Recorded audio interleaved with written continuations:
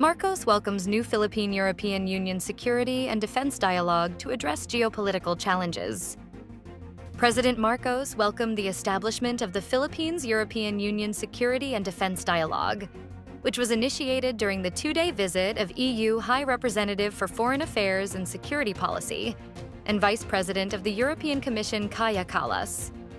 The EU diplomat paid a courtesy call to the chief executive on Monday afternoon, June 2nd, at Malacañang Palace, wherein Marcos took the opportunity to thank EU for its continued support for the Philippines. The dialogue, set to begin in the last quarter of the year, was announced by DFA Secretary Enrique Manalo and Estonian Foreign Minister Margus Kallas. It will tackle geopolitical challenges and enhance cooperation in maritime security, cybersecurity, hybrid threats, and foreign information manipulation and interference. Doing away with impeachment trial is against the Constitution, says these two House prosecutors. House prosecutors Representative Lorenz Defensor and incoming ML Party List Representative Leila de Lima asserted that the Senate's refusal to proceed with Vice President Sara Duterte's impeachment trial violates the 1987 Constitution. The discontinuation of the impeachment trial is against the Constitution and a betrayal of the people's will, Defensor told House reporters. Forthwith is forthwith. It has been delayed multiple times. It has been postponed several times. The House of Representatives and the Senate cannot keep passing the blame. But what is clear is that the Constitution lays it out, de Lima said. Meanwhile, Senator Risa Hontiveros criticized the Senate for delaying Vice President Sara Duterte's impeachment trial, calling it a 4-month dribble of its constitutional duty. This is the first time I am seeing a ball being dribbled for 4 months. Even in basketball, there's a shot clock, Hontiveros said.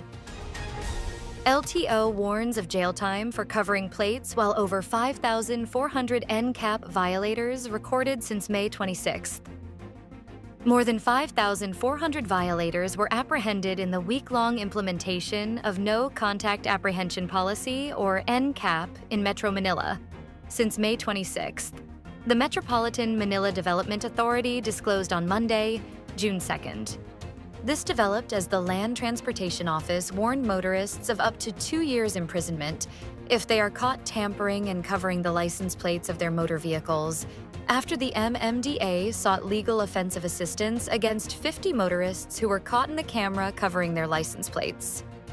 Based on the data from the MMDA, the largest NCAP violation tagging on vehicles was on the first day of implementation, with 1,112 violators, while the number went down to 489 on Saturday, May 31, and 565 on Sunday, June 1st. A total of 5,436 violators were recorded from May 26 to June 1, according to the Metropolitan Manila Development Authority. Director Darryl Yap arraigned in Vic Sotto's cyber libel cases in Muntinlupa. Film director Darryl Yap pleaded not guilty at his arraignment at a Muntinlupa court on June 3rd in 2 cyber libel cases filed by actor and TV host Vic Sotto, stemming from Former's teaser of the controversial film The Rapists of Pepsi Paloma. Yap was arraigned at the Muntinlupa Regional Trial Court Branch 203, which is hearing case numbers 25-271 and 25-272 for libel in relation to the Cybercrime Prevention Act of 2012. Director Darryl Yap pleaded not guilty to both charges of cyber libel, Raymond Fortune, Yap's lawyer, said after the arraignment. Last January 9, Sotto filed a complaint with the Muntinlupa Prosecutor's Office for 19 counts of cyber libel against Yap. Sotto was not present during Yap's arraignment. Thousands evacuated in 3 provinces as Canadian wildfires threaten air quality into some U.S. states. More than 25,000 residents in 3 provinces have been evacuated as dozens of wildfires remained active Sunday and diminished air quality in parts of Canada and the U.S., according to officials. Most of the evacuated residents were from Manitoba, which declared a state of emergency last week.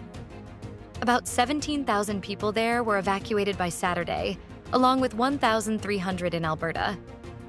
About 8,000 people in Saskatchewan had been relocated as leaders there warned the number could climb. Smoke was worsening air quality and reducing visibility in Canada and into some U.S. states along the border. Stay updated with the latest news. Visit our website at www.mb.com.ph or follow us on social media. Thanks for tuning in to the Manila Bulletin Daily Rundown.